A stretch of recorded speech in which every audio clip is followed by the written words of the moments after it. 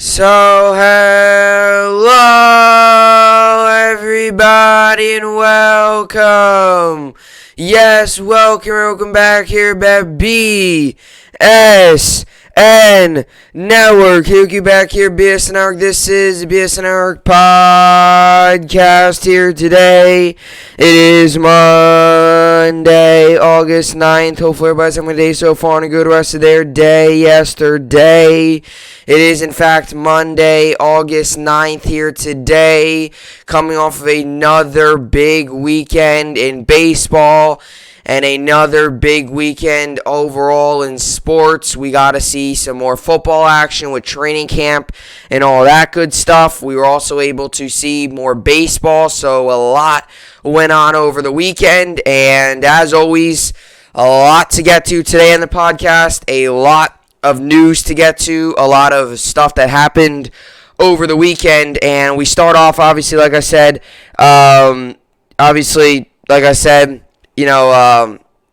yesterday, or like I said on Friday and stuff, going into a weekend, big baseball weekend. The Yankees obviously could not get the job done last night as they fall 2-0 to Seattle Mariners. And like I said, I get the frustration. It was obviously frustrating to watch first and second, nobody outs, and you don't get a run. That's frustrating. Last inning, too. Gardner's on, 1 out, run on first. If LeMahieu even just pops a single or just hits a little blooper or at least just gets on base, it's first and second, 1 out. Now you bring up Judge, and he's the winning run. So, there's always different things. There's always different things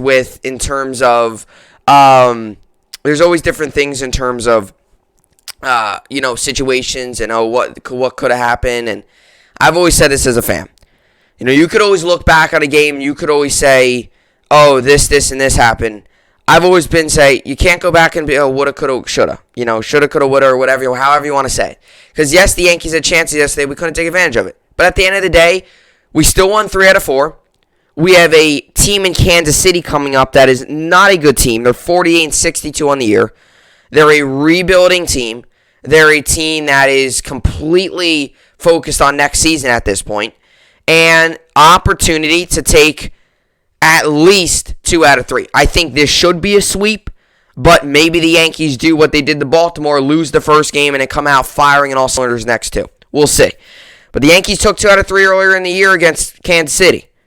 And that's, you got to take that into consideration. We've already beat Kansas City 2 out of 3, so now we go to their place. An opportunity to take 3. It would be one thing if the Yankees lost 3 out of 4 against Seattle, lost the way they did yesterday, and then now got to play the Padres or the Dodgers or the Giants or the White Sox. Now, we do have to play the White Sox, but that's a little later on in the week. So, Yankees still get the job done. They still won 3 out of 4. I know a lot of people aren't happy about yesterday's loss, but let's be honest, right? Yes, you can complain and be unhappy about yesterday's loss, but we still won 5-2 on the homestand. We won 3 out of 4. I mean, you can't expect the Yankees to win every single game. Simple as that. Mets took a tough loss yesterday. As they lose 3-0, they continue to fall. They are in a free fall right now. They are now way back in first place. They are now third place in the NL East, 2.5 games back. The Braves are in second place at 2 games back, and the Philadelphia Phillies have sole possession of first place. They're right now on an 8-game win streak, and 8-2 in their last 10. The Mets go into Philly and get swept. I want to get to that. Mets are playing awful baseball right now, and that's another thing. Yes, the Yankees got shut down yesterday, and yes, it's frustrating, but we still won 3 out of 4. We're not the New York Mets right now, where the Mets just went into Philly, arguably the most pivotal series of the season, and they went out there with no life whatsoever, and they got swept, and they weren't even competitive in the series. So the Mets take a tough loss. Yankees take the loss. Mets, much-needed day off today, and I mean a much-needed day off today. They need to get a day off, and they need to reset before they head home for Washington for 3. Then they have a really tough schedule after that. So Yankees today start up a 3-game set against Kansas City. Mets day off today before they head home for Washington tomorrow. 3-game set there. And a lot on tap. Let's get to the topics for today's podcast. We got the Yankees-Mets updates. As always, a lot to get to. I wanted to talk about the Yankees and the Mets. Originally, I was just going to do the Yankees update, but I was like, I can't just go the Mets unnoticed on this Monday because the Mets were awful yesterday. They were awful Saturday, and they were once again awful Friday. And they had no life in that 4-game set against the Marlins either. The Mets they are lost right now. The Mets are lost. And yeah, I'm crushing the Mets because they're lost. They are. And it's not as bad as the New York Yankees. The Yankees right now are actually in the middle of a hot streak. Yes, we lost yesterday, but we're still 8-2 on our last 10, and we still went 5-2 on the homestand and took 3 out of 4 against the Mariners, who is a good team that's fighting for a playoff spot. So a lot more to be worried about with the Mets than the Yankees. And the Yankees have Kansas City coming up. The Mets, on the other hand, yeah, they got 3 against Washington. Then they got a really gauntlet of a schedule. And that includes the Dodgers on Sunday Night Baseball next week. So we'll get to the Yankees and the Mets. I want to talk about, all the games, upcoming stuff. Really want to get to the Mets because I haven't talked about them in a while, and there's a lot more stuff to get to them. So I'll get to both those teams. Then I want to get into the Bills extend Josh Allen. Josh Allen, another player who got paid. The Bills give Josh Allen a massive 6-year, I believe, $258 million deal, $43 a year, I think, and $150 guaranteed. So a massive deal the Bills give Josh Allen. I know there's a lot of different thoughts on this deal. Is it overpaid? Are the Bills giving him too much? Are the Bills is this a high-risk type move? What are the Bills, how do I feel about this move? I want to get into it, talk about it. I have a little bit more of a different approach on the deal than I think a lot of people do. I think some Bills fans are really excited. I think there's some other outsiders that think it's a terrible move. I don't think it's a bad move. I'll tell you that. But I do have a little bit of a different take on it than what a lot of people do because I've taken in consideration all 3 of his years in the NFL, and I've really kind of made my decision. So I'll get into the Bills extend Josh Allen deal. Then I want to get into the New York Sports Update and finish off the podcast with the New York Sports Update. As always, a lot to get to today. Football is almost back on. You got preseason games coming up this week. Jets-Giants play on Saturday. That's going to be weird. Saturday-based football game. That's going to be definitely odd. But, that should be interesting. Saturday game against the Giants. Yankees play today against Kansas City. First game of a 3-game set in Kansas City. And then they go to Field of Dreams game against Chicago. Then they play 2 more in Chicago. So 3-game set. One of those is the Field of Dreams game. So a little bit of an interesting schedule coming up for the Yankees. Like I said, Mets day off today. I'm going to get to them. Get to the Yankees in a minute here. Day off today before they have a home series against Washington. And that's a series if you're the New York Mets, right? You're struggling right now. You're going through a really tough stretch. Washington, a rebuilding team, a team that sold at the deadline, a team now that's completely out of the race. I believe they're like 9 games back. This is an opportunity to take this series at least 2 out of 3. And then you go where you got a gauntlet of a schedule, right? And it's not going to be easy. If you're the Mets here, you got to find a way to at least take 2 out of 3 against Washington. This is a series that's a great opportunity to get back on track. Because then you have hard teams coming up. And you can't sit here and say, if they get swept by Washington, or worst case get swept by Washington, you can't possibly go in. You can't do that. You just can't. Because then you got to go play the Dodgers. So, Mets got to find a way to win tomorrow, and then Wednesday and Thursday and all that stuff. And the Yankees also, golden opportunity this series to get a sweep. I'm going to say it. I'll say it again. Said it against Baltimore.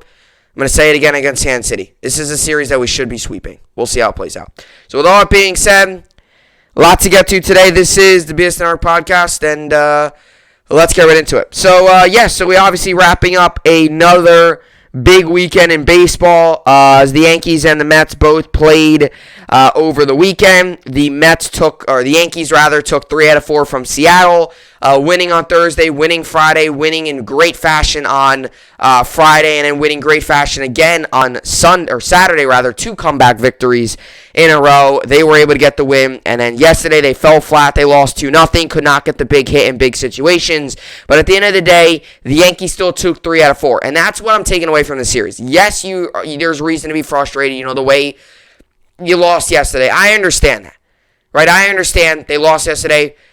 Frankly, we were 0-11 with 11. We had 0-11 with runners in scoring position. We were not able to get the run in. We were not able to get guys home. I mean, simple as that. You get 2 first and second, one of the innings. I forget exactly which one, And then you go down in order, and you just couldn't get any, just things went spiral from there. The one inning you had bases loaded, 2 outs, they couldn't get a little single. You just couldn't get a single there and things like that. There were some situational things where the Yankees couldn't get the job done, but I get all that, right? But the Yankees, right, us Yankee fans, when we came into the Seattle series, what did we say? I said, if you take 3 out of 4, that's golden. And I might have not said those exact words, but I do remember saying when we lost to Baltimore on Monday of last week, remember? I said that next day, Tuesday. I said Yankees better still at least go 5-2 on this homestand, 6-1. Worst case, like 4-3. Because I said Yankees better go and still find a way to beat Seattle and beat these next 2 against Baltimore. That's what I said. And sure enough, the Yankees still went 5-2 on that homestand. And realistically, you have they were 2 bad losses. They were 2 losses that could have been avoided. You'll go to that Baltimore game. That Baltimore game, they just came out flat. I think if they had a day off, maybe it would have been a different story. You go to the Seattle game yesterday, well, if you just get a single, it's a completely different ballgame. You get a hit, bases loaded, Voigt's up. If he just gets a little blooper double, or if he even just rips a double down the line, all of a sudden, instead of it being a 2-0 game, it's a 3-2 game. Different story. So, we still won 3 out of 4. And that's kind of my story today. And that's sometimes what happens with Yankee fans, is you win 3 out of 4 in the series, but the series leaves a bad taste in your mouth because you lost the last game. But as a sport fan, you got to get used to it. Like, you got to realize you got to take all the games into consideration. You got to look at the big picture. Just because you lost yesterday, you still took 3 out of 4. And another thing people don't realize too, sweeping a 4-game series is a very difficult thing to do. Winning 4 games in a row, period, is a hard thing to do, let alone winning 4 games against the same team in a row. Because the team starts to realize what you're doing, they start to strategize better. By that 4th game, you know that other team well, and that other team knows you as well. Just as well as you know them. So, it's very hard to sweep a 4-game set. If this was a 3-game series, Yankees are walking out of Yankee Stadium going to Kansas City with a 3-game sweep. That's not the case. We still took 3 out of 4. Luis Gil has looked amazing. 11 innings pitched. Has not allowed a run. Dating all the way back to, I don't even know when, was the last time a pitcher in his first 2 career starts did not allow a run. And Gil has looked great. I think it's pretty cool to see a guy that played in Double-A, having to grind it out, get all the way up to Triple-A, then get called up as a guy that was an emergency type player because of all the COVID situations with the Yankees. He was a guy that just got put in as a substitute player. And I don't know if the expectations were this high, but he's gone out and he is dominated. And he's looked everything like the number 1 overall pitching prospect for the New York Yankees. And I think all Yankee fans should be excited about it. I think it does show that Yankees got some good minor leaguers. I think a lot of people don't realize that the Yankees got good talent. And this is what I was saying going into the trade deadline. I said I did not want Cashman handling that talent. Sure enough, everything went well, but this is why. Yankees, people don't realize, Yankees got some really good talent in their farm system. People do not realize it, but the Yankees got some really good young prospects. Jason Dominguez, Anthony Volpe, Oswald Peraza's, Luis Gil. You go to guys like Luis Medina. There's a lot of good prospects in the Yankees farm system.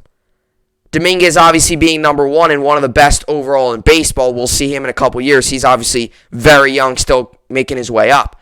But guys we might see sooner rather than later, maybe Volpe, Medina, some guys like that. Now, we also have Estevan Florial. We have a lot of prospects. Yankees have a lot of really good prospects. People don't realize. And Luis Gil's just a reminder that the Yankees have a good farm system. Also, Steven Ridings, boys, he's been fun to watch. A guy who was thinking about quitting baseball went to being a substitute teacher last season. And now he's back with the Yankees. Took some time off, fixed some things, kind of just reevaluated what he wanted to do with his career.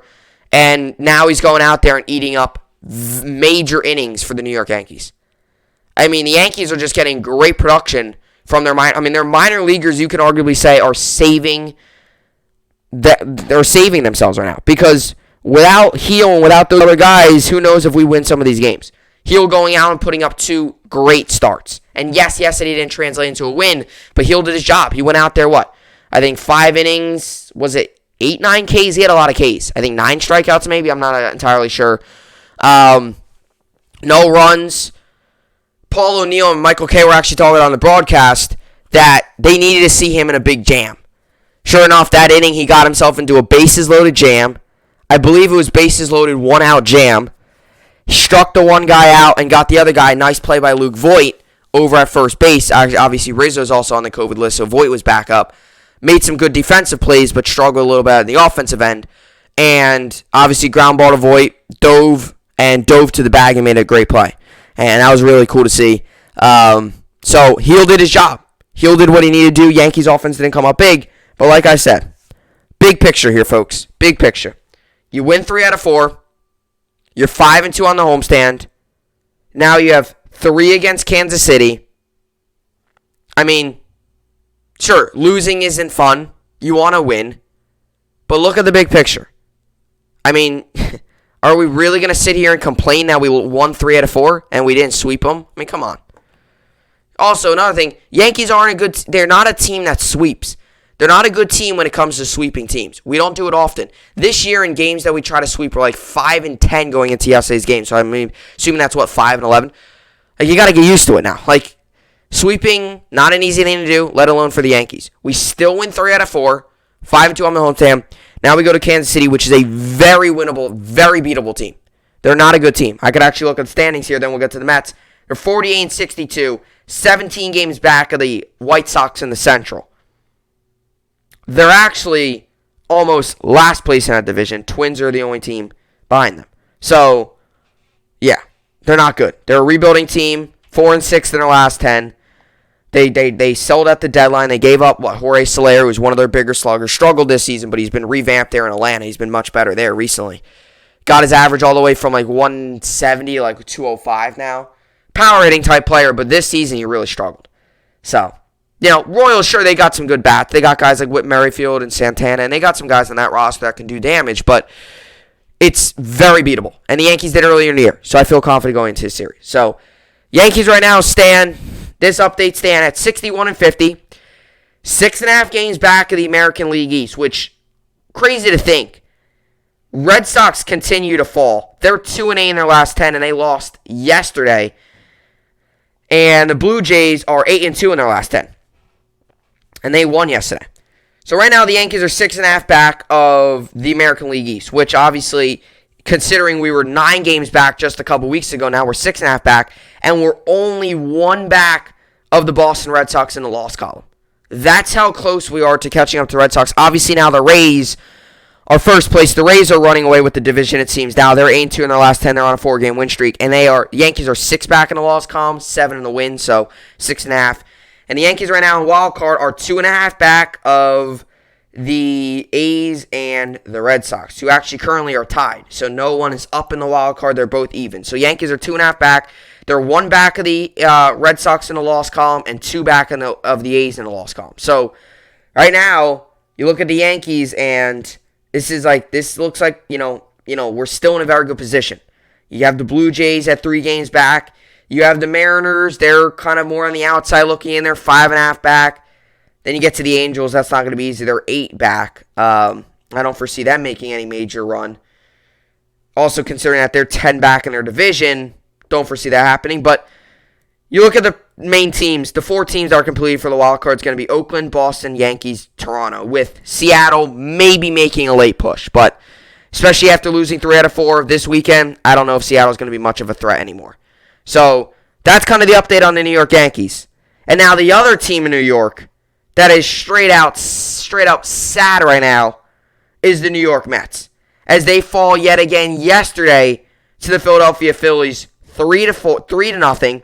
They get shut out. Zach Wheeler with a dominant performance. 9 innings, 2 hits, no runs, no earned, 1 walk, 11 strikeouts. 108 pitches, 80 of those were strikes. His ERA now is 2.42. And you look at yesterday for the New York Mets, No production through their order. 2 hits, and both those hits were from Brandon Nimmo. He went 2 for 4 yesterday. Other than that, McNeil, Alonso, Dom Smith, Baez, Davis, who came in for Dom Smith, VR, Conforto, VR, McCann, Walker had 2 at-bats, Familia didn't do anything, May, and then Pilar. None of them got hits.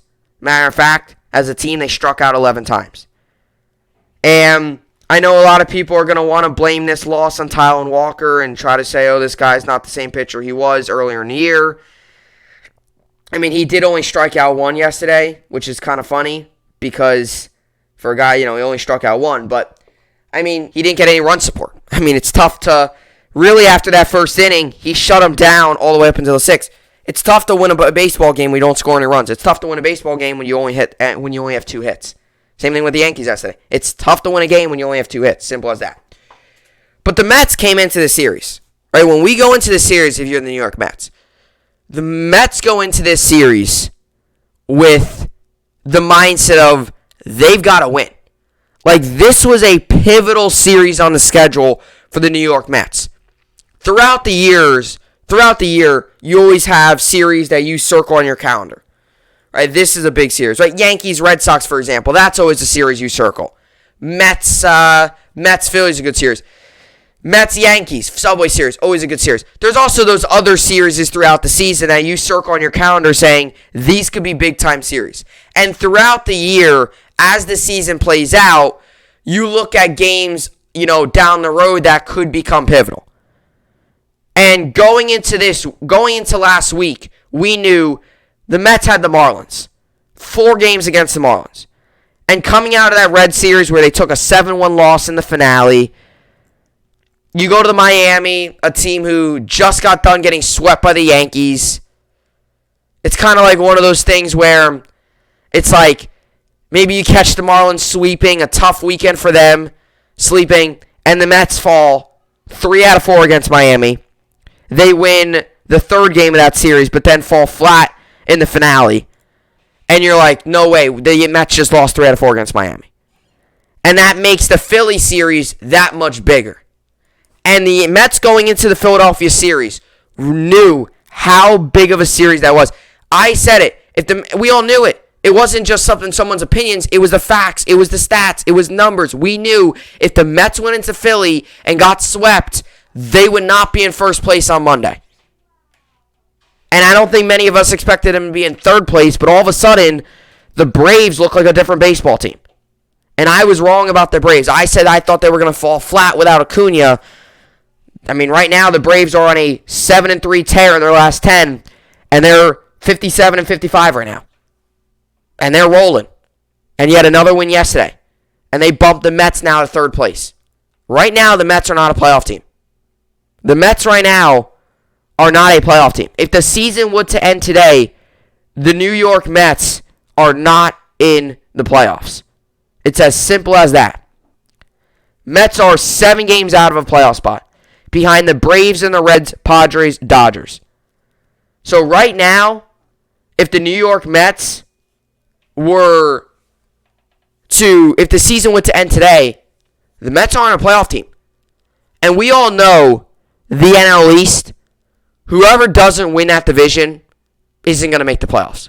So let's just say the season went to end today. Phillies would be in, Mets, Braves, Marlins not be in. If there's, if things go wild and let's just say, I don't know, the Braves get it, right? Whoever wins the NL East is in the playoffs. Whoever doesn't is not in. That might sound like a cap and obvious answer, but it's the truth because you go to other divisions, right? Let's say the Rays win a division. Red Sox, Yankees still might make the playoffs. Blue Jays, all 3 of those teams still have a chance. You go to the West, the AL West, Astros, they'll probably win a division. Well, A's still have a chance, Mariners still have a chance, Angels have a long shot of a chance, but it's still a chance.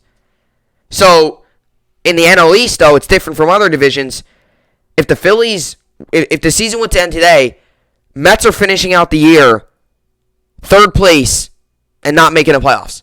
For at the beginning of the season, when you paid Francisco Lindor to be the face of your franchise, $300 million, and right now, the biggest part of the season, I know he's injured.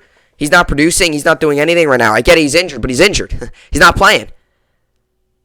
Like, the whole thing this offseason, going out and spending money, it's backfiring for the New York Mets. They're not getting hits. They had 2 hits yesterday, including, I believe there was a span in the game where they got retired 22 in a row, I believe. The Mets look lost. Getting swept in Philly. 4-2 they lost on Friday. 5-3 they lost on Saturday. And then, this was the knockout punch. Because at least if you're the New York Mets, the least you could do is show some fight in the final game of the 3-game set. And maybe, I don't know, lose in 10 innings 6-5. At least show some fight. And not go down getting 2 hits and getting shut out on the final game of the 3-game set. And they did just that. 3-0 against the Phillies yesterday. Their bats are quiet. The Mets are not getting hits. I mean, at least the Yankees are getting runners on base. Mets aren't even doing that. The Mets had 3 runners on base yesterday. 3 runners on base, I believe, right? Because they had the walk and then the 2 hits. Yankees had that in 1 inning yesterday. Yes, the Yankees can't get them home, but at least they're getting runners on base. The Mets aren't even getting runners on. 2 hits yesterday and 11 strikeouts. And 2 of those hits coming from one guy, Brandon Nimmo. If Brandon Nimmo's not in the lineup, you get no hit. If you're a believer in predetermined outcomes, you get no hit. And Brandon Nimmo, he's been good this season, batting .285. He seems like he's having fun this year. He's a guy that's been really good. And even when the Mets get on base, they have a situation like the Yankees where they can't get him in. I remember in Miami, I was watching that game. It was the day game. They had a bases loaded, no outs, and they got no one in. They got no one in. They couldn't even do anything. They got no one in. Bases loaded, nobody outs, they couldn't get a run in. And yesterday, they didn't even have the runners on base to get a run in. And sure, the Phillies didn't overpower you on offense. You know what the Phillies did yesterday? The Phillies, you want to know what their scoring was yesterday? They had, what? They had, I believe, 3 home runs? Right, I think so. I think it was the 3 home runs I thought. Or maybe it was, 3 home runs by the Phillies. Segura had a home run to lead things off. Then Real Muto had a home run. Then Harper had a home run. So, 3 home runs for the Phillies. So, it's not even like the Phillies. The Phillies had 5 hits. It's not like they overpowered you and had 12 hits and all these singles and doubles. They had 3 home runs. That was their scoring. 2 of those 3 runs came in the first inning. You eliminate the first inning, Mets lose 1-0. So, the Mets' bats are completely lost. They're not putting together good at-bats. And you know that because Wheeler was efficient yesterday, 108 pitches in 9 innings. It's not like he threw 130 in 9 innings and had to work like the Cole did that one start. He was efficient throughout the game, but that final inning, he definitely had to put a lot out there. Wheeler was efficient. So it's not like the Mets were even putting together these long at-bats that were extending Wheeler's pitch count.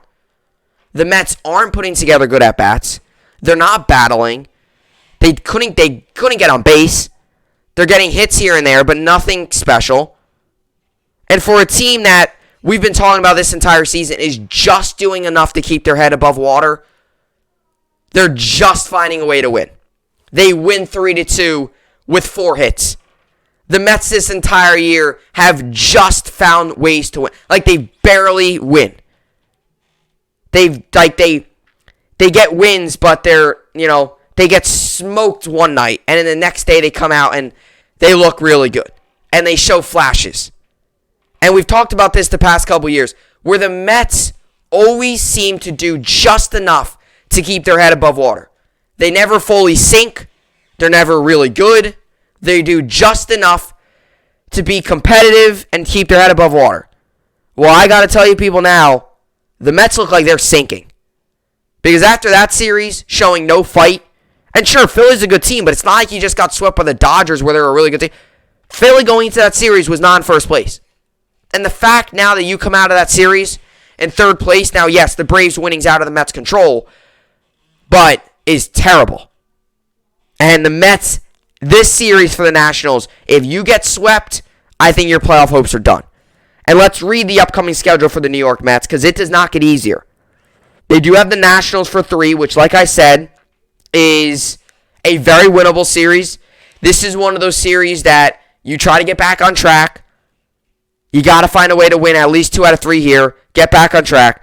Then you have, listen to this, 3 against the Dodgers, 3 against the team that has the best record in baseball, West Coast trip, in the Giants, then 4 against the Dodgers, then 3 more against the Giants, then you have 3 against the Nationals and Marlins to finish out the year. And then you even extend it into September here. You have some more against the Nationals, Marlins, then you have the Yankees, then you have the Cardinals, good team, then you have the Phillies again, the Red Sox, the Brewers. That's going all the way into September. The Mets have a brutal schedule, you could say, the next month, with the exception of 2 or 3 series here and there where they're very winnable. Because after this, the Mets enter a gauntlet for the next month. That's starting off with 3 against the Dodgers, 3 more against the Giants, then 4 in LA against the Dodgers, and then 3 more against the Giants. Dodgers, Giants, Dodgers, Giants. So, there's a good chance that the Mets come out of those series way below 500 and 6 games out of first place instead of 2.5. There's a good chance. And I am telling you right now, this is the worst time for the New York Mets to be playing bad baseball. Not just because the Phillies are hot and that it's late in the season, but it's the fact that they're playing against some good teams here. They're about to play against some really good teams. The Dodgers, the Giants, the Dodgers, the Giants again. Then you even go into September and you get the Brewers, Yankees, Cardinals. Now, are those teams dominant? No, Cardinals are not dominant, but the Cardinals are, they're 1 game below 500, but the way the Mets have been playing, not great. And the Brewers are one of the hottest teams in baseball. Recently here, they've gone from being average to 66 and 46 on the season. So, actually, the Brewers have a better record than the Padres, and they have 1 less win than the Dodgers. And the Mets got to play the Giants, who right now are, record-wise, the best team in baseball at 71 and 41. So, the Mets have a gauntlet coming up. They have 3 against the Nationals starting tomorrow. That's a gift in the schedule. Like when the MLB was making the schedule, you had against the Phillies, which we all know the Phillies can be a good team. Then you have the Nationals before you head on this massive haul of just hard teams. 2 really good teams. Arguably the 2 best teams in baseball, Mets got to play back to back to back to back. Dodgers, Giants, Dodgers, Giants. 7 of those coming on a West Coast, which we all know West Coast trips, not an easy thing. Just the flying and all the different time zones and being away from home, not an easy thing. We all know that. Road trips in general aren't easy, let alone West Coast trips. So, the Mets better get their act together, because for this whole motto the past couple seasons of just doing enough to keep their head above water, the Mets are a couple games away from really sinking to the bottom. And what's that means? Well, that could mean losing 3 here against the Nationals, or winning 2 out of 3 against the Nationals, then getting swept against the Dodgers, and then maybe winning or whatever, finding against those next 6 games against the Dodgers and then the Giants, finding a way to win 2 of those or 1 of those. That's what I call sinking. And the way the Mets are playing, 2 hits definitely is not going to get the job done against the Dodgers. Because guess what? The Dodgers put up, I believe, 8 runs yesterday? So 2 hits not going to get the job done against the Dodgers or the Giants. So, Mets got to get their act together. Yankees took a loss yesterday, but Yankees are in a much better situation than the Mets, record-wise and standing-wise. Because the Yankees right now are 61 and 50 on the season. Mets are 56 and 55. So, Yankees have a better record. You go to the wild card. Yankees are 2.5 games back. Mets are now 7. And we all know for the Mets, they got to win a division in order to make the playoffs. And more than likely, Yankees, they don't have to. They could still make the playoffs without. And Yankees still have some pivotal games as well. So, some big series coming up for the Mets, and also some big series coming up for the Yankees. But the Mets got to find a way to get their act together because they got to be way better. They got to be way better. So, that's what I got for Yankees and the Mets updates. Tough weekend yesterday for New York's baseball. Collectively, they lost 5-0, and they had 8 hits between the two teams and 2 errors. So, collectively, not a good day. But overall, in the weekend, Yankees still won 3 out of 4, and the Mets got swept. So, you look at one team, 3 out of 4, a pivotal series for the Yankees. You look at another team, pivotal series, Mets get swept. Not a good look. Alrighty, so coming up next here, I want to get into the Bills extend Josh Allen. A lot of big news coming around in the NFL. Different signings, different big extensions. I wanted to talk about this. A lot of people have a different view on this. Like a lot of people think it's a really good move. Some people think it's extremely risky. I have a little bit of a different approach on it, and I'll get to that coming up next. All right, so welcome me back here. Josh Allen, Bills agreed to new 6-year contract, reportedly worth $258 million. So a lot of money going around for Josh Allen. We've seen a lot of these deals, actually. It's pretty crazy because you go back to a couple years ago, and some of these deals, you have some big deals here and there, and now it seems like they're happening daily. Like there's a new deal every single day. We had Josh Allen happen on Friday, I believe it was, and then you had the big deal with Darius Leonard, I believe, happened a couple days ago as well. That happened, I think, Saturday or Sunday, something like that. Yeah, signs a $99 million deal. It's either Saturday, Sunday, I forget exactly which day. There's been a lot of deals. And obviously, players, and as players get better, and as, there's more money in the league and stuff like that, there's going to be bigger contracts and guys getting more money and all this stuff. And I've always said this. I don't really care how much money you get or you're making. As long as you can just go out there, put a good performance out there, and win games. That's all I'm worried about. I think that's all Bills are worried about. At the end of the day, it's not all about the contract. It's, can you go out there and win football games for us? In baseball, can you go out there and help us win baseball games? Can you go out there and help us win basketball games? Can you go out there and help us win hockey games? That's the goal in each sport. I know a lot of people will get caught up in the money, get caught up in, this guy's making so much money and all that. At the end of the day, when you're watching a game, are you really focused on that?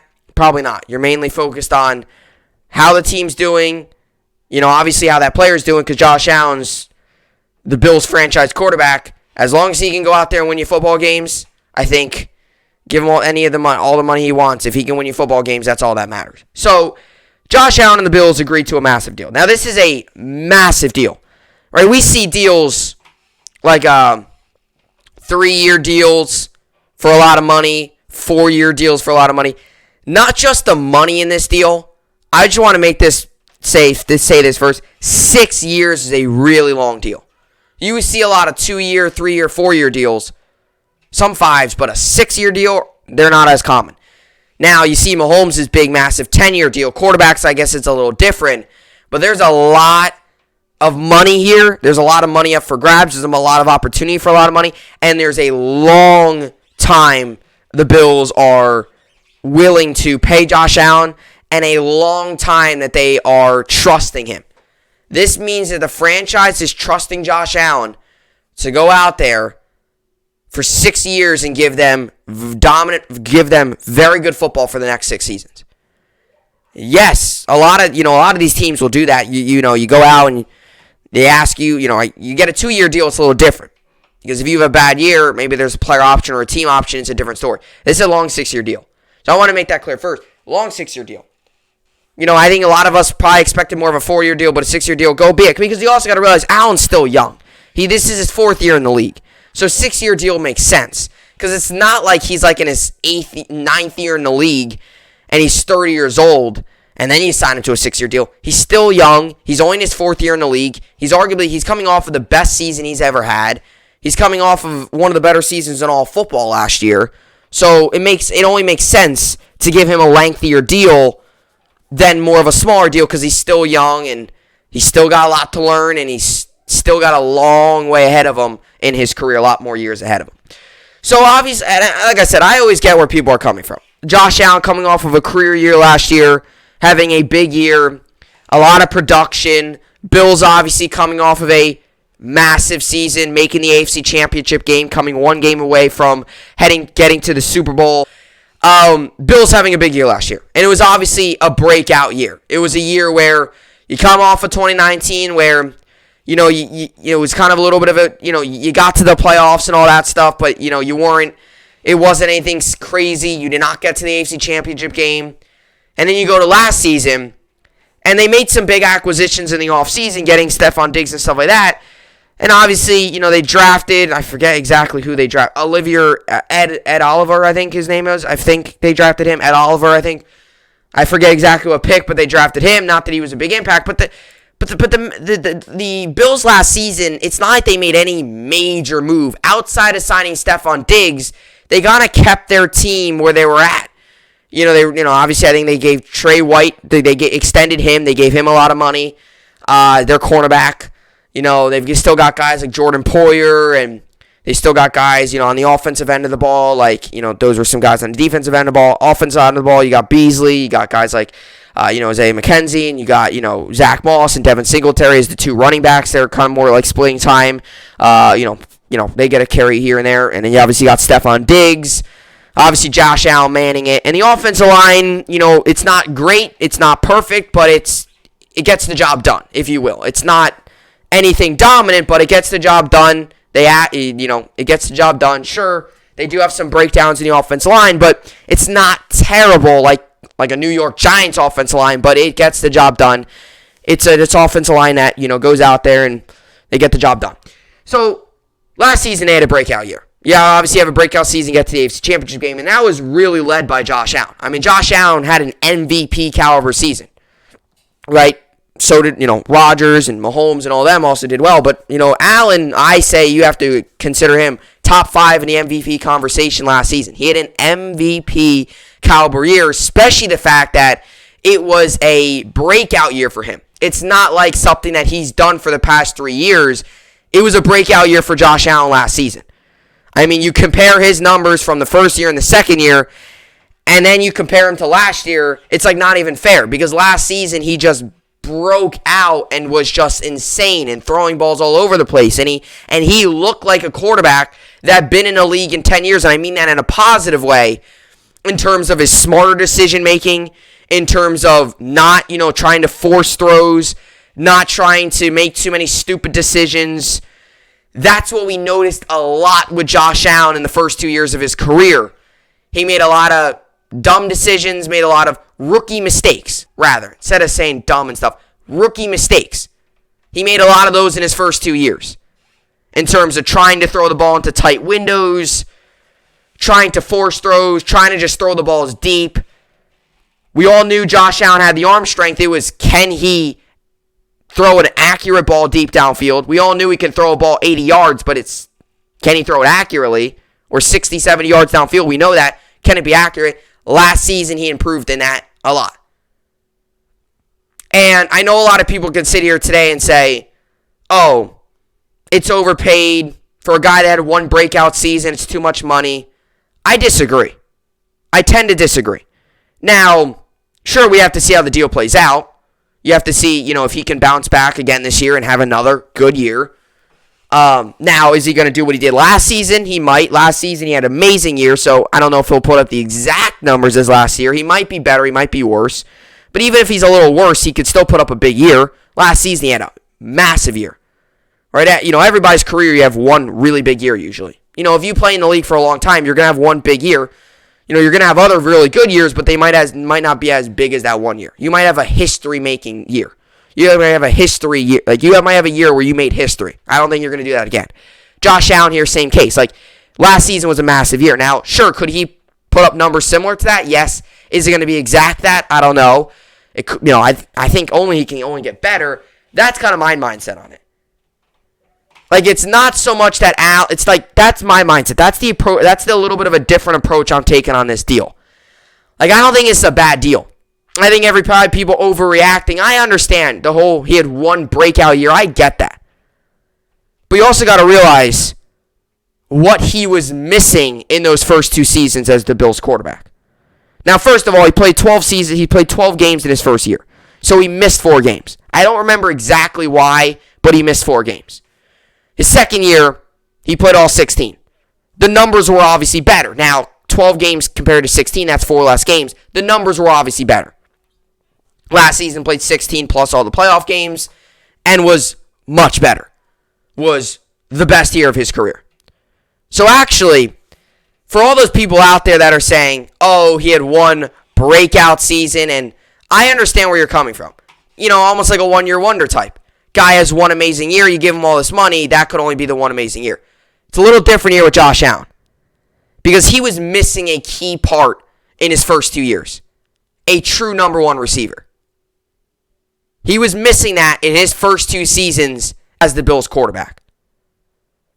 Sure, he had Beasley and John Brown and guys like that, but Stephon Diggs is, I think, a big reason why Josh Allen had the season he had last year. And he was missing that in his first 2 years. So, sure, have the Bills made any major changes to the roster since Josh Allen got here? Now, I'm not a Bills fan. I don't know every single move they make, but from my own experience from following the NFL and seeing moves that were made, I don't really think so. Like it's not like the Bills went out and built a super team last year. They got Diggs, yeah, and they made some other signings here and there, and obviously through the draft and stuff, but it wasn't like they made any major signings outside of Stephon Diggs. And Stephon Diggs, after last season, and I've said this for a while now, Stephon Diggs, you could say arguably is a top 3 receiver in the NFL. I mean, last season, he put up massive numbers. So what was Josh Allen missing in his first 2 years? It wasn't, it wasn't a running back. It wasn't the offensive line. Sure, the offensive line wasn't great, but like I said, the offensive line for the Bills, it's nothing special, but it gets the job done. What was he missing? He was missing a number one receiver. And now that he's got one, I really believe the true Josh Allen is coming out. I believe this is Josh Allen. That's kind of my approach on it. And he also showed improvements year 1 to year 2. Now, yes, this is an improvement that helps him play better, but his first year he played 12 games, next season played 16. So he showed that he can stay on the field. Last season, again, he played 16. Now, if he played 12, then played 12 again, and then last season played, 16, and then they signed him to a big deal, different story. But he played 16 last season. And he's shown that he can stay healthy on the field. And I've always said this when it comes to number one receivers in the NFL. People don't always realize how big of an impact a receiver can make on not just the quarterback, but an entire offense. Because we can all agree the Bills' offense was 10 times better last season than they were in the previous 2 years. And that's even dating back to the past even couple years, even before Josh Allen got there. Bills' offense last season was really good, along with their defense also making some big stops. Now, obviously you have some bumps in the roads here and there where your offense aren't great and your defense isn't great, but that's going to happen throughout the season. You can't expect to win every game and win them all by 30. But the offense last season, I feel like as a whole, got impacted with Stephon Diggs there. So, here's my kind of final wrap-up on this type deal. And I'll get to an article, yes, Josh Allen struggled in his first 2 years. He was not the quarterback I don't think many expected. Now, sure, did many expect Josh Allen to be a dominant force coming out of, a small college of Wyoming? I don't really know. I think there's obviously Bills fans out there that obviously had a lot of hope, and Josh Allen had a lot of belief that, maybe he could be the guy. Maybe he could be the guy that, kind of, turns things around for the franchise. And sure enough, he has. And he did it in a big way last year. For a franchise that was just starving for playoffs, was just wanting to get to the playoffs, he has gotten them there. And last season was his best season. And obviously, you look at the numbers for last year, 4,544 yards, that's 5th in the NFL. 37 touchdowns, that was 5th in the NFL. 10 interceptions, that was 18th. He did have a little bit more interceptions. Like I said, that's young. He's only 25. Yes, he's been in the league 3 years, but those are still some mistakes that young players make and players that overall make. And he had a QBR. This is a stat that not many people will talk about, but I take QBR very seriously. I think QBR is a big stat when it comes to players. 81.7, which was 3rd in the league. So all these stats you could say these stats prove that last season he was a top 5 quarterback in the league. And like I said, everyone always brings into account his injuries. Well, no, first season he played 12 games, but other than that, he played 16 in 2019, 16 last season. So it would be one thing if he played 12, then 12 games in last season, played 14, and then they gave him a massive deal. No, he's been able to stay out there. Last season, he had 396 completions, 572 attempts, 69.2 completion percentage, 4,544 yards, 7.9 was his average per throw, 37 touchdowns, 10 interceptions, 55 was his longest throw.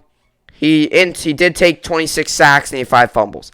And his overall player rating was 107.2, and his QBR was 81.7, which I wanted to say this.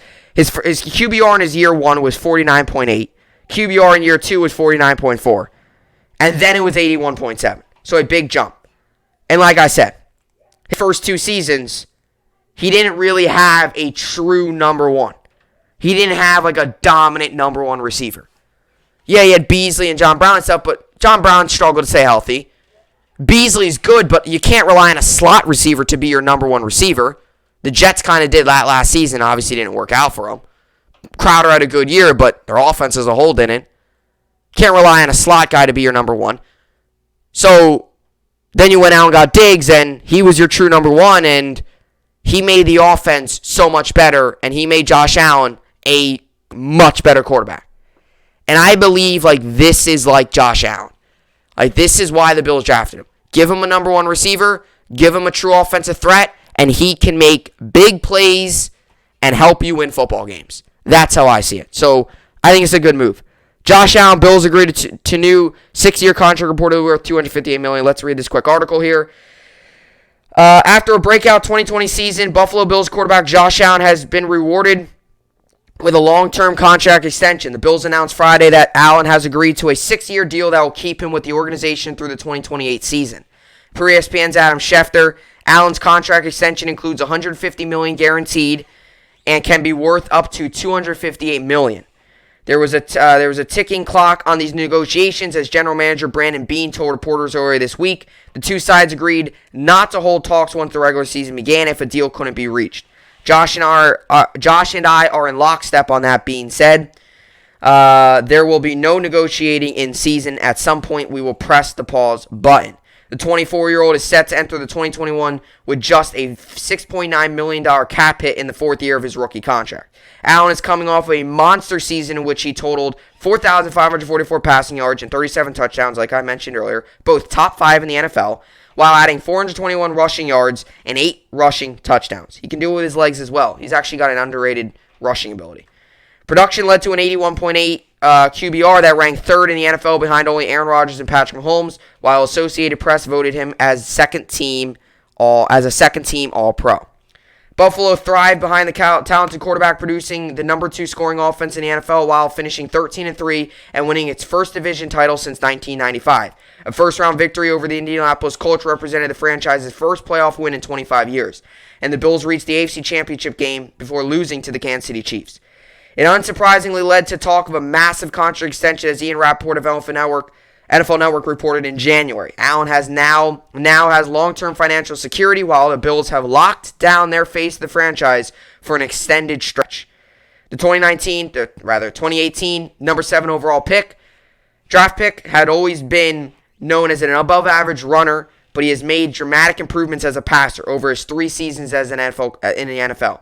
After recording a 67.9 quarterback rating as a rookie, the mark jumped to 85.3 in 2019 and 107 and then 107 and 107.2 in 2020. Like I said, overall rating there. Allen's development gives him huge upside for the future, especially if he keeps picking up yards on the ground. And that's another thing too. Look at his completion percentage. And I can go back to the numbers here. Right, no one's doubting his arm strength. No one's doubting the arm strength and the arm talent. I believe he's got arguably the best line. Him and Mahomes probably got the best arms in the league. No one's doubting his arm strength. They're just doubting his percentage of getting it to the receivers at a high clip. Completion percentage at a high clip.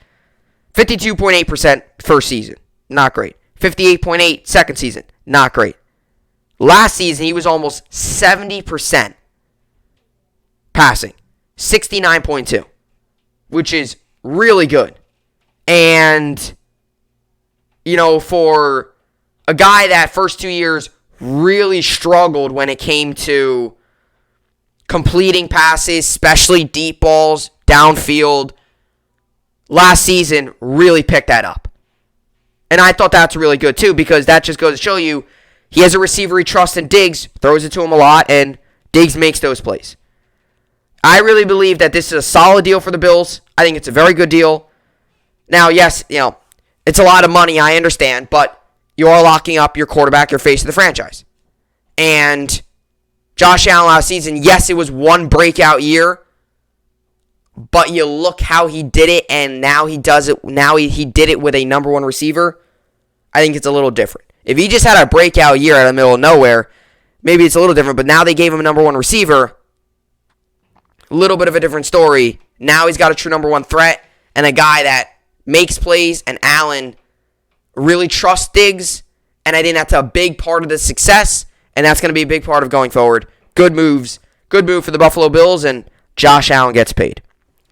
Alrighty, so let's finish off the podcast here with the New York Sports Update, fantasy, all that stuff.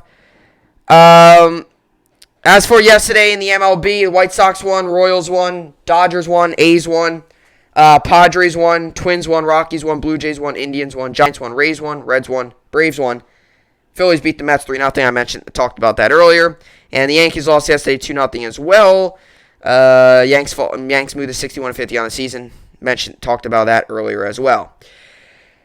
Alrighty, there's only 5 games on today. Monday being usually a travel day off in the MLB. 5 games on today. We'll start off with the games here. So Reds, Indians, I'll give Reds the win. Brewers, Cubs, give Brewers the win. White Sox, Twins, give White Sox the win. Padres, Marlins, give Padres the win. And the Yankees play today as well. Yankees come in this game 61-50. Royals come in this game 48-62. Today's 8:10 p.m. Eastern Time. You can find this game on Bally Sports, Kansas City, and Yes Network. 8:10 p.m. Eastern Time, like I mentioned. Yankees got Jameson Taillon on the mound. He's 7-4 with a 4.04 ERA. Like I said, has been a much better pitcher than what he was earlier in the season. And the Royals have got Carlos Hernandez on the mound. He's 3-1 with a 4.58 ERA. The over-under for this game is 10. And, 76% of people say the Yankees will win. Give me the Yankees. Okay, we did not have trouble beating them earlier in the year. We took 2 out of 3 against them. I believe we'll do the same. And I think now we're actually playing much better baseball, right? It's kind of funny because actually when we played the Royals earlier in the year, that was when we were coming off of those big games. We beat the Angels the series before. That was when we were going through that really good stretch. It's like the same thing. We're going through a really good stretch here. Just took 3 out of 4 against Seattle, 5-2 on the homestand. Overall, it's been really good since the All-Star break. And now you have Kansas City. Like, you're getting a bad team at the right time where you're playing really good baseball. And now an opportunity to get a couple more wins. So, that's always a good thing. As for fantasy baseball, I won last week. Finally, after a 3-game losing streak, I was able to get the job done last week. I won 391 to 255, and I moved to 9-8 overall. And the updated playoff bracket here, I am currently the 5 seed in the playoffs. So I'm the 5 seed, which is it's pretty solid. And I currently have an 84% chance to make the playoffs now. So my chance to make the playoffs went from 70 to 75, now all the way back up to 84%. So 84% to make the playoffs, 84% chance to make the playoffs. And a big game this week is I'm actually playing against someone else that depends on whoever gets the 5 seed and all that stuff. I believe that, yeah. So who I'm playing today has got the 6 seed, I'm the 5 seed. So obviously the goal is to get the highest seed as you can. Alrighty, and today I've got going Luke Voigt, Jake Cronenworth, Christian Yelich, Whit Merrifield, Avisail Garcia, and Franmil Reyes, and I got Joe Musgrove on the mound. I did make a roster move since Voigt came back. I activated Voigt off the IL, and I dropped Jesus Aguilar. So that was the only roster move I made over the weekend. And an update on Bregman. Bregman Quadricep started at third base and went 1 for 5 with a double and a walk for AAA Sugarland on Saturday. So that's the update over the weekend for him. We'll see what all happens with that. So, We'll see. But yeah, like I said, good to get a win in fantasy baseball because I have not got a win in like 3 weeks. 3 weeks, yeah, because I was on a 3-game losing streak. But I was playing against some good teams. Like I played against, I believe, the second best team in the league. I think I played against the 1 seed. So I was playing against like hard. It wasn't like I was playing against bad teams. And the person I beat this past week, most recently here, is actually battling for a playoff spot. So I'm not like I'm beating all the bottom of the teams, but it's actually kind of nice because I believe one of the final weeks of the season, I have the worst team in the league. So if it does come down to that, I have the worst team in the league. Someone's like 2-12 or 2-10 in the league, so they've only won like 2 times.